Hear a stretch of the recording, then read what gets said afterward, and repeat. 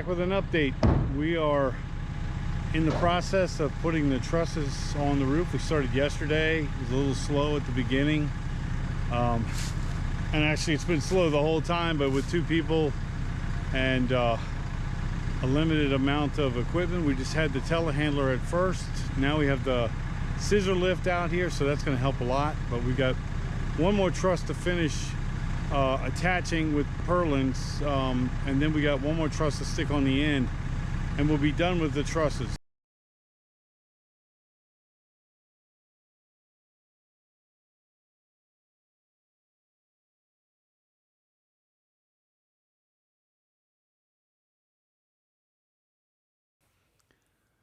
Wanted to take a second to talk about this telehandler and how it helped us out a tremendous amount. We were excited to see it, like I said in the caption there, but when it came, Josh, like he does with all things mechanical, just jumped on it and started working it. We went slow at first because we've never done this before, and lifting those trusses, I don't know, they're a couple 100 pounds.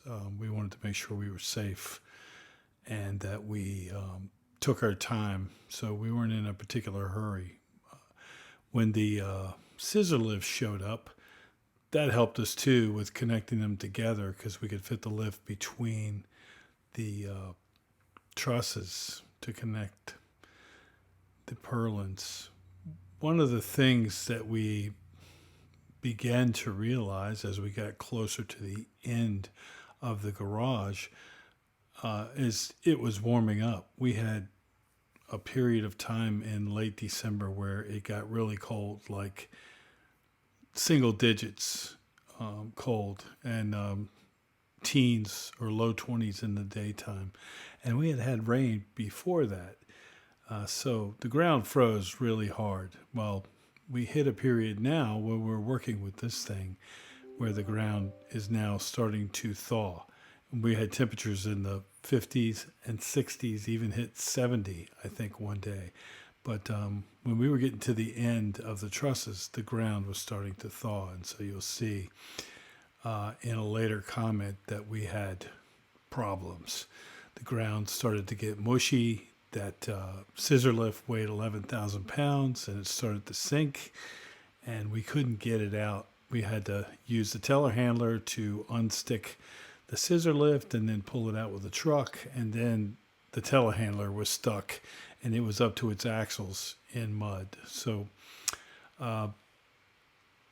things never go quite like you think they're going to go, and sometimes they go way worse than you think they're going to go.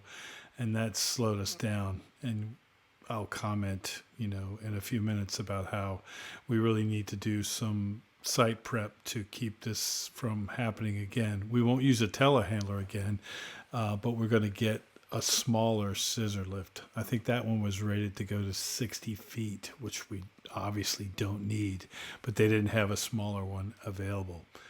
Anyway, we work and we learn. So we got a little bit diverted today.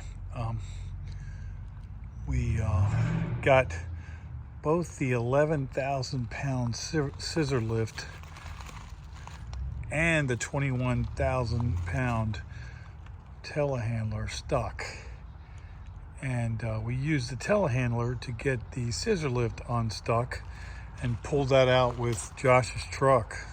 His 2500 with a bunch of concrete in the back was enough to help pull it out.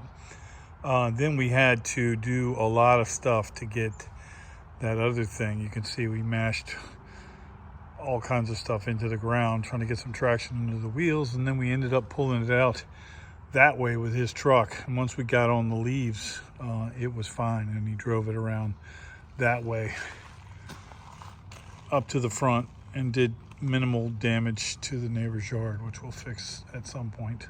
But we're going to have to suspend operations here until we do more to fix this mud situation, which means more gravel, a lot more gravel, both here in the driveway and inside here And you can see we had a lot more fill to do inside of here anyway, because like in that back corner back there, we're still 16 inches from where the top of the slab's going to be. Anyway, work continues, but at a snail's pace because we run into obstacles.